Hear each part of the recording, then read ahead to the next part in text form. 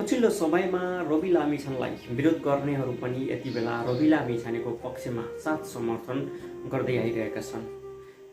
विगत समयमा सन्तोष देउजा रवि लामिछानेको विपक्षमा विभिन्न टिका टिप्पणी गर्ने गर्दथे भने पछिल्लो समयमा एक तत्कालै भएको अन्तर्वार्ताको क्रममा युवाहरूमध्ये बालेन शाह, हर्का साम्पाङ र रवि लामिछाने मध्येमा अहिलेको प्रधानमन्त्रीको रूपमा कसलाई हेर्न चाहनुहुन्छ भन्ने प्रश्नमा सन्तोष देउजाले अहिलेको अवस्थामा रवि लामिछाने प्रधानमन्त्री बन्नुपर्छ र उहाँको कानुनी झन्झट चाहिँ निर्कुल भएर उहाँले देश चलाउनुपर्छ भन्ने खालको कुरा गर्नुभएको छ। आउनुहोस् हेरौँ उहाँले गर्नुभएको त्यो कुराकानी। सुशीला आमा पछिको प्रधानमन्त्री को भन्नुपर्छ, रवि लामिछाने, हर्प साङपाङ कि हाम्रो बालेन शाह?